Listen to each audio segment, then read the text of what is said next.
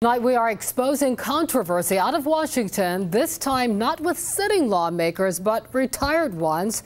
13 News Now is investigating former Congress members as candidates who are spending campaign contributions on personal expenses long after they've left office. 13 News Now investigative reporter Laura Geller teamed up with reporters at other Tegna affiliates and the Tampa Bay Times to look into these zombie campaigns. Laura. Well, guys, it is a loophole in the law allowing ex-elected officials to keep open their campaign finance funds even if they never run for office again. Our team found campaign committees sitting on tens of millions of dollars with virtually no oversight on how it gets spent. It's one of the fundamental principles of U.S. campaign finance laws. Political donations should be spent on, well, politics, not personal lives.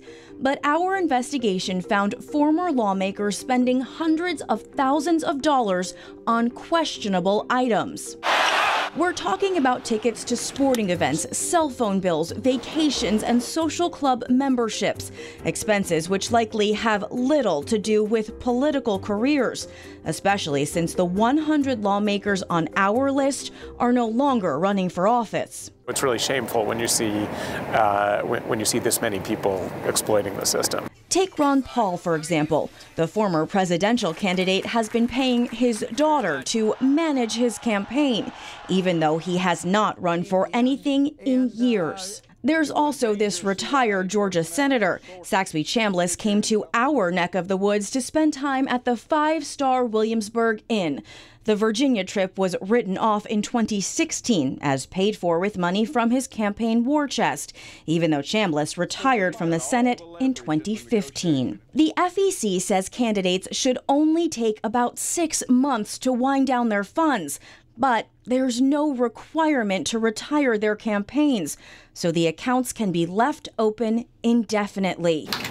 And watchdog groups in Washington are taking notice. There's just no legitimate explanation for that, and it's just outrageous. I mean, it is the kind of abuse that people only perpetrate when they're sure that nobody's watching. Federal guidelines say those candidates should refund leftover money to donors or donate it to charities or established political committees. That's what FEC records show former Virginia Beach Congressman Owen Pickett did. Here you see disbursements to other political campaigns, the Democratic Party, and some charities. But here's the thing. Pickett left office in 2001. 6 years later, his campaign was still spending money. The Pickett for Congress committee makes our list because the fund was kept open and dispersing money long after the congressman retired, not because of any clear violation. Over the years, several bills designed to close this loophole have not made it on Capitol Hill.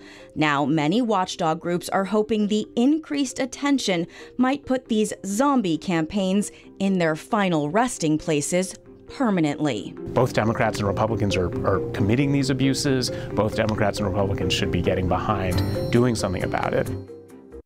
Now, Owen Pickett passed away in 2010, so we sent a certified letter to the address listed on the FEC site for Pickett's campaign to see if anyone wanted to comment.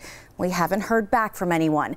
FEC commissioners all declined our requests for interviews or failed to return our phone calls. Laura Geller, 13 News Now.